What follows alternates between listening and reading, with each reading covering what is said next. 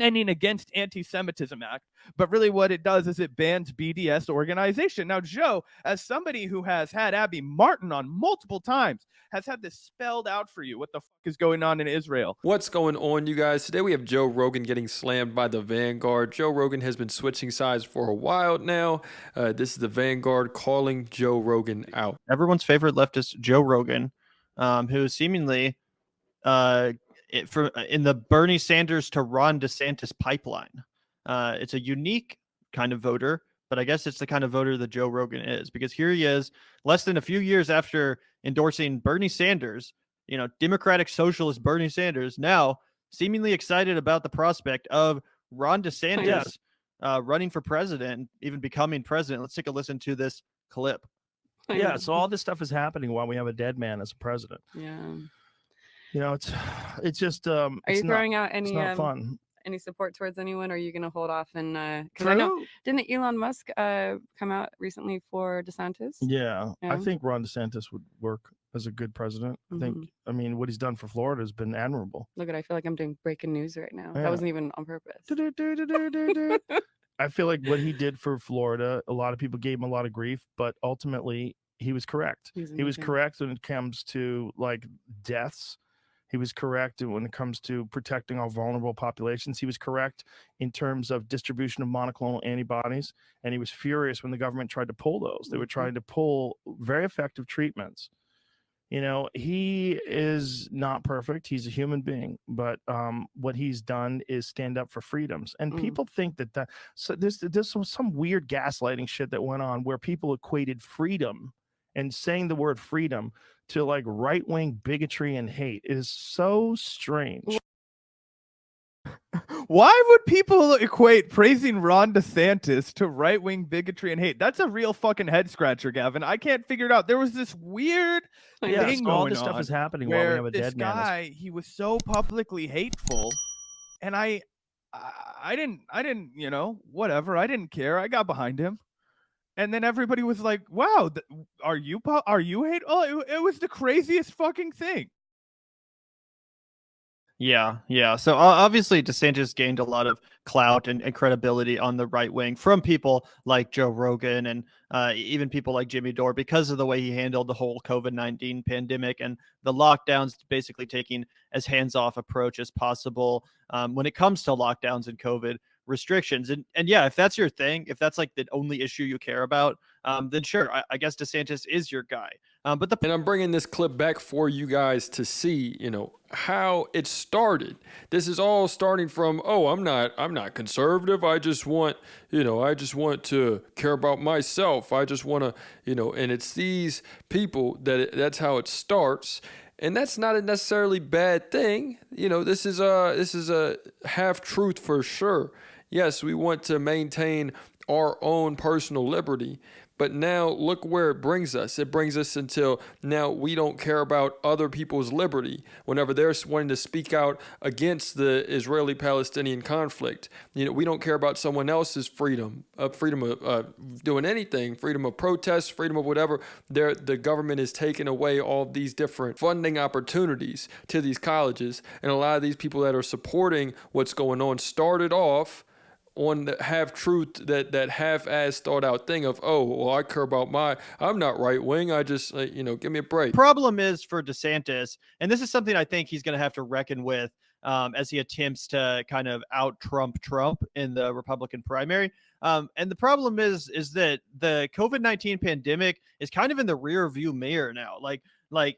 Technically it's still raging, people are still dying, but as far as our society, we've kind of moved on. Like most people, it's not one of the top issues they care about, and maybe it should be. I'm not saying whether or not that's a good thing, but that is the truth. Most people don't really care much about COVID or the lockdowns or any of that shit. We've moved on. There's been like 500,000, scandals since then. All this stuff has, taken precedence in the news cycle. Again, I'm not saying that's how it should be. That's just the way it is. It's not going to be one of the determinative deciding issues come 2024. So, DeSantis's main claim to fame, his main, clout on the right wing, and just in general, I mean, some independents fall for this too, to be honest. It's kind of losing its touch, right? So what is he going to lean into come 2024.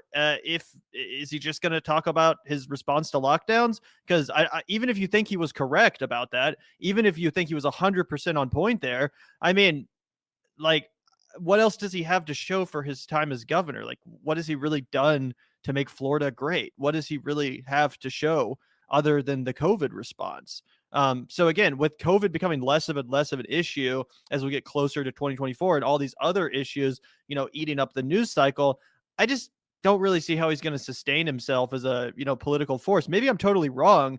But again, it's not like, another pandemic is rearing its head and we're about to go through this whole thing all over again. I think we're kind of moving on as a society.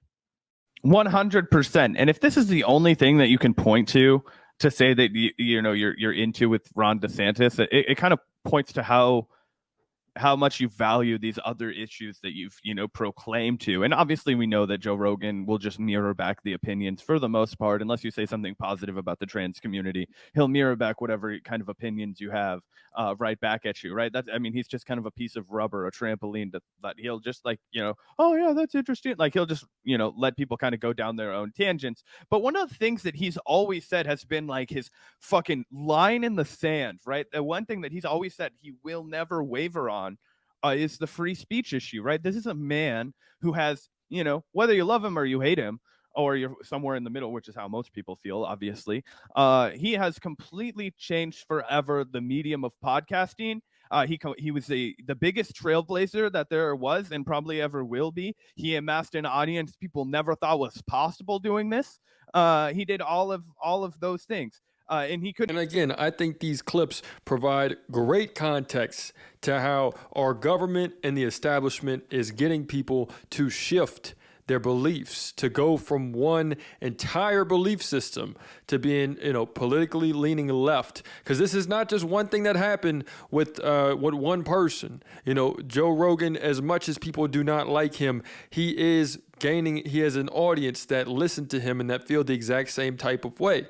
And Jimmy Dore as well is another guy. All of these people that have gone from, okay, well, I'm not going to go for Biden, but I'm going to go for DeSantis. Well, I'm not going to go for DeSantis, but I'll go for RFK Jr. Well, I'm not going to go for RFK Jr., but then, and we see where it's led now. We see that it's led on to full on, it's a regime that they're all a part of, that they're all going to continue to take part of, and that everyone is blaming the left for. Whenever what's been happening is that the right has just been crafting this entire narrative of getting people one by one to shift over. We could never do that if we didn't, have free speech rights, right? If we weren't allowed to just say whatever the fuck we want. And he had on some really interesting and compelling people that would never have gotten on mainstream media. He had a home for Abby Martin when she was doing Breaking the Set and all that kind of stuff, right?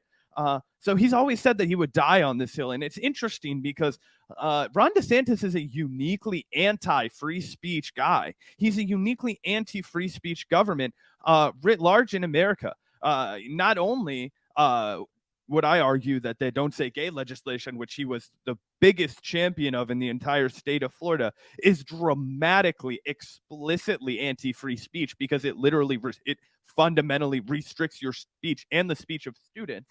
Okay. But he also, and I know I won't get any pushback from Chad on this man enthusiastically pushed through the Florida legislation that mirrored the one that Abby Martin sued in Georgia, except it still exists in the state of Florida thanks to their fucking crappy ass fascist governor. It's like some legislation that's called the Defending Against Anti-Semitism Act, but really what it does is it bans BDS organization. Now, Joe, as somebody who has had Abby Martin on multiple times, has had this spelled out for you, what the fuck is going on in Israel. What the hell, man? And he would just plead ignorant. He'd be like, I like this one thing about that guy. I said he wasn't perfect. Okay, well, he's not perfect on that. What else is he not perfect on? Joe, you said that. Yeah, look, I know this clip might be older, but to be honest, you could have played this shit yesterday, dude. This is the exact, to me, this is even more significant because they're talking about the Israeli-Palestinian conflict. This was a year and a half before the October 7th that they've been planning this. I do not want to sound crazy, but they have been planning planning people to shift over to conservative, to shift over to support Israel in the conflict, to turn a blind eye to all of the terrible, to the genocide that is literally happening right now. This is something that's been going on to where people now don't want to talk about it, because, Trump's sort of on board with it, and I can't outright talk about how bad it is. And it's exactly what's going on, and it's terrible to see. It's terrible that they've been planning this for a while, that they're planning to shift people over to more conservative, to go on to now it looks like they are fully taken over. And we as a people are going to continue to let it happen. And we as a people are going to continue to let it happen until it's happening to us. And then by then it will be too late. Let me know what you guys think in the comments. This is another day in the progressive way.